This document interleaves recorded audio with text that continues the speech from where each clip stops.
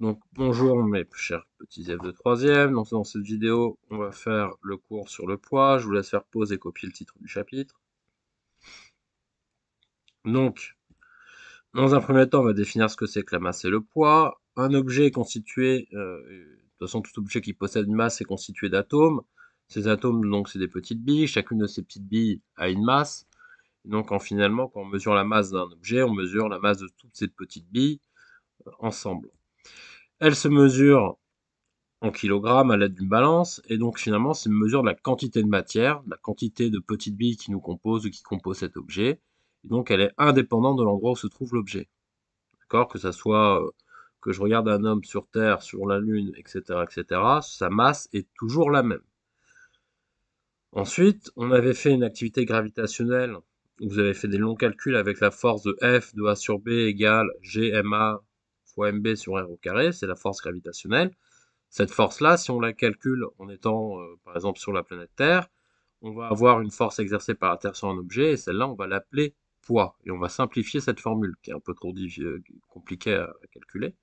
Et donc, ce qu'on va appeler le poids, c'est la force exercée par l'astre, donc la planète ou tout corps massif où on se trouve. Donc, en général, on est sur la planète Terre. Des fois, on va avoir des exercices où on sera sur d'autres planètes ou sur la Lune. Ce sera toujours la force exercée par cette planète sur cet objet. Alors, c'est une force, attention, ce n'est plus une quantité de matière, là c'est une force, et elle se mesure avec à l'aide d'un dynamomètre, et son unité le newton. Il faut bien comprendre que du coup, comme c'est une force exercée par la planète où on se trouve, ça va dépendre de l'endroit où on se trouve. Donc je vous laisse faire pause et copier. Alors, on peut démontrer qu'il y a une relation entre le poids et la masse. Ça vient d'ailleurs de la formule qu'on a vue de la force gravitationnelle, où on voyait que les masses de chaque objet interviennent.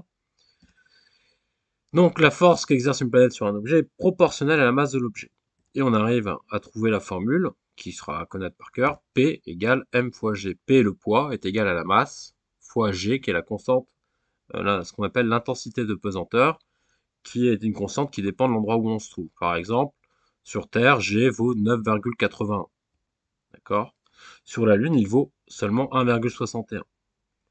Oups, pardon. Je vous laisse faire poser copier.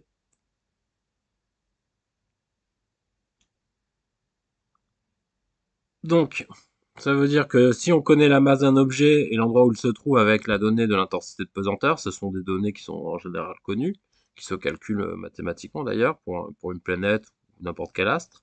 Je peux calculer le poids inversement. Si je connais le poids d'un objet sur une planète, je connais le G de la planète, je peux trouver la masse de l'objet. Donc en fait, j'ai une relation P égale M fois G qui me permet de soit trouver des poids, soit des masses, soit des intensités de pesanteur.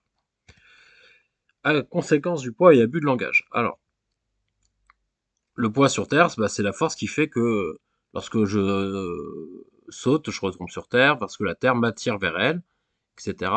On avait montré dans l'activité gravitationnelle que on attirait aussi la Terre vers nous. La différence, c'est ce qu'on appelle l'inertie. Moi, j'ai une masse très très faible par rapport à celle de la Terre, donc la force que j'exerce sur la Terre, ça lui fait ni chaud ni froid à la Terre, donc elle bouge pas. Par contre, la Terre, elle, exerce une force qui, par rapport à ma masse, est assez importante. Du coup, je redescends. La direction de la force, du coup, comme c'est la force exercée par la Terre, c'est vers le centre de la Terre. C'est ce qui explique que les Chinois ne sont pas la tête à l'envers. Hein. Pour eux, c'est vers le. Ils sont debout, mais en tout cas, personne ne tombe dans l'espace.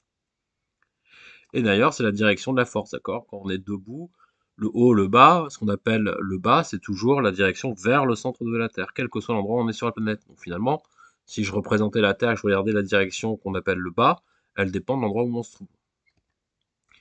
Alors, quand on monte sur une balance, elle mesure notre poids. Parce que finalement, il se passe quoi? Je monte sur la balance, il y a la Terre qui me tire vers le bas, du coup, ça me fait aller vers le bas, exercer une force vers le bas, et je retransmets cette force à la balance. Du coup, elle subit la force qu'exerce la Terre sur moi, elle la mesure, et elle la convertit en masse, en divisant par l'intensité de pesanteur G. Parce qu'on a P, le poids, égale M fois G, donc M égale P divisé par G. Et ça nous permet d'obtenir notre masse. Alors, on a tendance à tout le temps dire mon poids est de 58 kg, etc., etc., moi y compris. compris, hein. On fait un abus de langage. En fait, quand on dit mon poids est de 58 kg, on parle pas de notre poids, on parle de notre masse. D'accord? Donc ça, il faudra faire attention quand vous faites l'exercice à pas confondre les deux choses. Il va falloir faire des efforts et ne pas se tromper. Je vous laisse faire pause et copier. Voilà, la vidéo est terminée. Je vous dis à la semaine prochaine et puis à bientôt.